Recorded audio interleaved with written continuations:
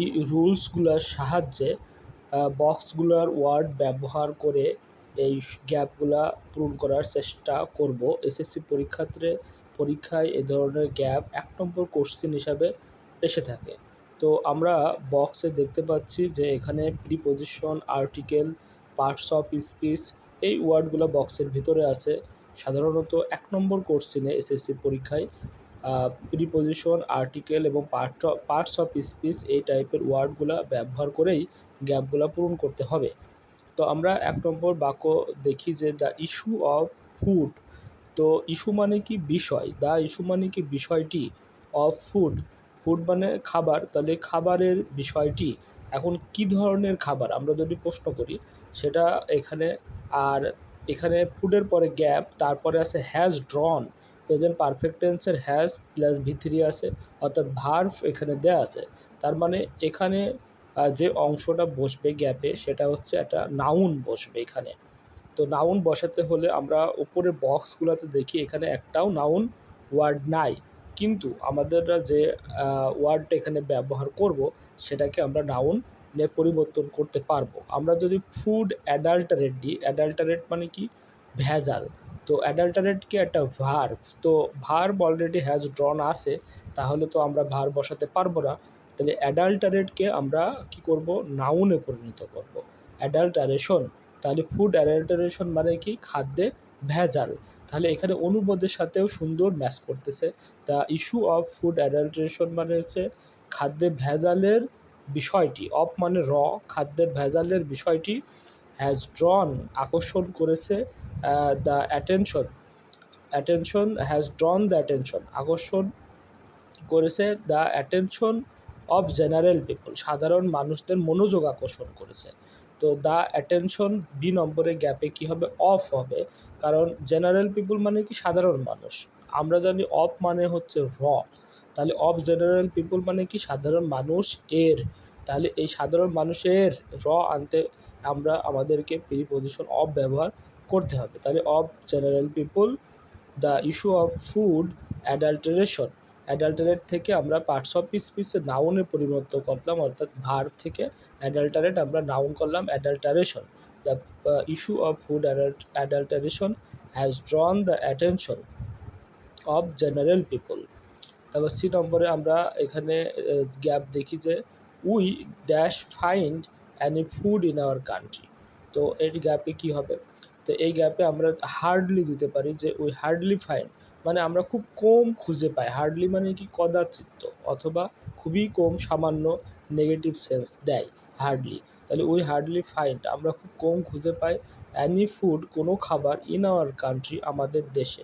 তো এখানে ডি নম্বর গ্যাপের আগে আমরা এখানে কান্ট্রি দেখতেছি যে নাউন আছে, আমরা এর আগে রুলস পড়েছি যে noun gap plus noun gap তারপর হচ্ছে ভার্ব, এ ধরনের রুলস আমরা এর আগে পড়ে এসেছি।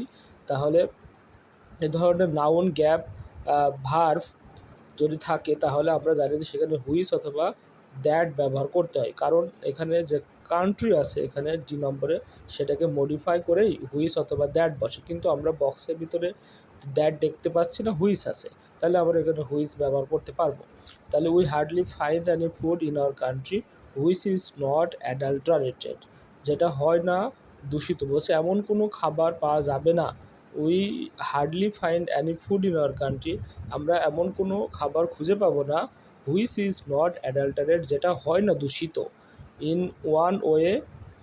তো ইন ওয়ান ওয়ে, আর এখানে ই নম্বরে গ্যাপ আছে, তারপর আদার আছে। তো এটা একটা ফ্রেজ, যে ফ্রেজটা কি in one way or other, তো বক্সের ভিতরে আমরা দেখি অর আছে, তাহলে in one way or other এটা একটা মুখস্থ ফ্রেজ, যে কোনো না কোনোভাবে, in one way or other মানে কি কোনো না কোনোভাবে। এই অর্থগুলো আমরা একটু আগে প্রিভিয়াস যে আমি রুলস ওয়ার্ড নিয়ে আলোচনা করলাম সেখানেই অর্থগুলো সব দেয়া আছে। তো in one way or other.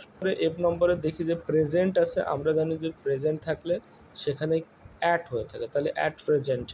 Sub standard মানে কি সাব স্ট্যান্ডার্ড মানে হচ্ছে নিম্নমানের, তো সাব স্ট্যান্ডার্ড ফুড মানে কি নিম্নমানের খাবার, আর সোল্ড মানে বিক্রি হয় ইন মোস্ট অফ, তা আমরা জানি মোস্ট অফের পরে দি ব্যবহার করতে হয়, তাহলে most of the hotels.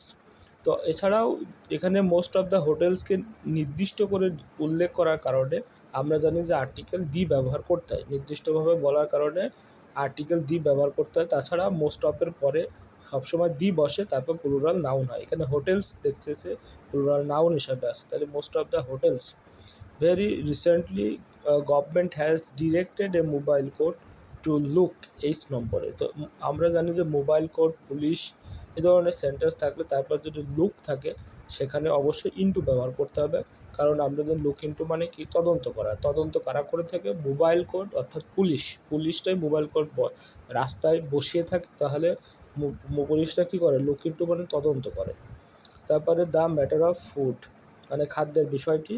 They R catching dishonest হোটেলার্স red handed মানে হাতে নাতে তারা অসৎ ব্যবসায়ীদের ধরে। অসৎ হোটেল ব্যবসায়ী যারা তাদের ধরে। 8 নম্বরে কিসের জন্য ধরে? For using unhygienic ingredients. তো আনহাইজেনিক ইনগ্রিডিয়েন্টস মানে আমরা জানি যে অস্বাস্থ্যকর উপাদান। তো ফর ইউজিং মানে ব্যবহার করার জন্য। তো ফর ইউজিং আনহাইজেনিক ইনগ্রিডিয়েন্ট মানে অস্বাস্থ্যকর উপাদান ব্যবহার করার জন্য পুলিশ কী করে? এই সমস্ত অসৎ হোটেল মালিকদের ধরে। রেড হ্যান্ডেড মানে কি? হাতে নাতে ধরা। তারপরে আমরা যে নাম্বার দেখি এখানে, এতে ইনগ্রিডিয়েন্টস আছে, এখানে নাউন আছে, তো গ্যাপ আছে, আর আছে, তাহলে ওই হুইচ অথবা দ্যাট ব্যবহার করতে হবে। তো বক্সের ভিতরে হুইচ আছে, এই জন্য আমরা যে নম্বরে হুইচ ব্যবহার করব। তো এই রুলসটা ছিল যে নাউন গ্যাপ তারপরে হচ্ছে ভার থাকবে, এই ধরনের গ্যাপ সাধারণত হুইচ অথবা দ্যাট ব্যবহার করতে হয়। তাহলে ingredient which are really harmful to human body, যেটা আমাদের মানবদেহের জন্য খুবই ক্ষতিকর।